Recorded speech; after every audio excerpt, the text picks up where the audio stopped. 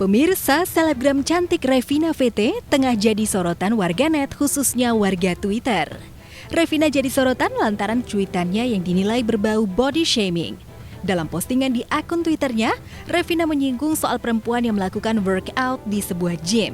Memang Revina tidak mengungkap identitas perempuan yang dimaksud, namun dari cuitannya, Revina merasa terganggu dengan penampilan perempuan itu. Setelah cuitannya, tampak sebagian besar netizen emosi. Mereka menilai Revina telah melakukan body shaming. Bukan hanya netizen, penyanyi cantik Marion Jola juga buka suara terkait cuitan Revina. Di Instagram story-nya, wanita yang karib disapa Lala ini menulis kalimat teguran menohok untuk Revina yang dianggap sudah melecehkan perempuan. Lala menulis, "Ngeri, karena mungkin dia merasa keren dengan berpendapat seenaknya, menyebut fisik orang lain jelek seenaknya, sebagai tindakan bebas auto savage also to the point."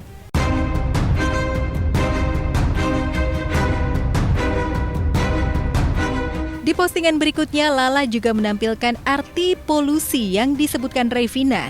Ia juga mengatakan bahwa dirinya belum pernah mendengar istilah polusi mata. Revina sendiri hingga kini belum memberikan konfirmasi terkait cuitannya yang dinilai netizen sebagai body shaming. Namun di akun Instagramnya, Revina memposting foto dirinya dan menulis caption, "Go ahead, hate me as much as you want to. Bebas. Ketersinggungan itu kan diambil, bukan diberikan. Feel free to body shame me, tapi ya kalau dibalas jangan marah."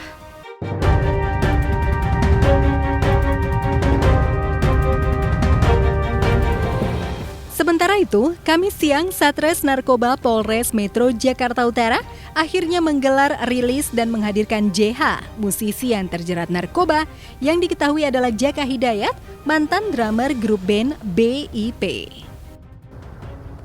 Kita dari Polres Jakarta Utara akan melaksanakan rilis terkait pengungkapan penyalahgunaan narkoba yang melibatkan musisi atau drummer dengan inisial nama JH. Kejadian ini terjadi pada tanggal 2 September 2020 pukul 14.30 WIB. Berawal dari informasi masyarakat bahwa di salah satu hotel di wilayah Jakarta Utara ada yang dicurigai. Setelah dilakukan pengecekan ternyata benar. Berdasarkan informasi masyarakat diduga adanya penyalahgunaan narkotika yang dilakukan oleh JH, musisi. Setelah dilakukan interogasi, diakui bahwa benar barang tersebut didapatkan informasinya bahwa TSK MY sedang menunggu TSK JH untuk mengantarkan pesanan narkotika jenis sabu. Saat penangkapan, polisi berhasil menyita barang bukti narkoba berupa sabu seberat 0,34 gram. Dari hasil pemeriksaan sementara, JH mengaku pernah menggunakan barang haram itu pada 2002 dan sempat berhenti menggunakannya. Namun sekitar 2 bulan lalu, ia kembali aktif memakai sabu. Berdasarkan pemeriksaan awal, sementara untuk TSK JH diketahui sudah semenjak tahun 2002 menggunakan narkotika jenis sabu ini. Namun sempat berhenti menggunakan narkotika dan mulai aktif kembali sekitar 2 bulan yang lalu. Alasannya menggunakan narkotika sampai saat ini hanya untuk kebutuhan saja, untuk having fun.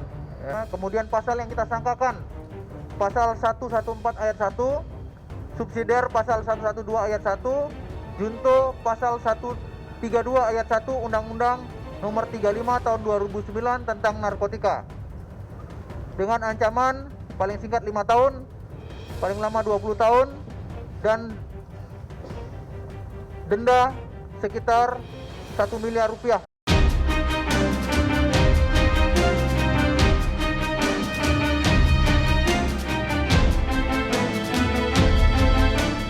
Di momen ini, JH merasa menyesal atas perbuatan yang dilakukannya. Ia meminta maaf pada masyarakat atas hal yang diperbuatnya. JH meminta siapapun yang masih terjerumus di dalam lubang hitam narkoba agar segera berhenti. Saya sebagai musisi mau menyampaikan maaf sebesar-besarnya dan saya tidak akan menggunakan lagi Apalagi teman-teman juga yang masih menggunakan, tolonglah berhenti. Ini tidak baik, dan untuk kesehatan juga tidak baik. Oh, saya sih waktu itu cuma kangen-kangen aja, karena waktu itu udah berhenti.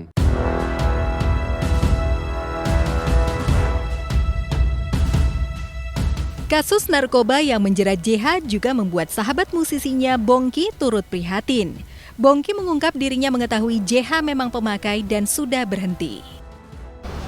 Ya prihatin ya, soalnya sandung masalah narkoba yang biasa anak band juga banyak yang kena. Terus ini juga jadi perhatian juga. Dari jaga inilah, dari jaga kesehatan. Namun, Bongky tak menyangka JH kembali memakai barang haram itu. Pasalnya, 2 pekan sebelum penangkapan, Bongky sempat bertemu JH dan tak ada gelagat atau tanda sedikit pun ia kembali sebagai pemakai.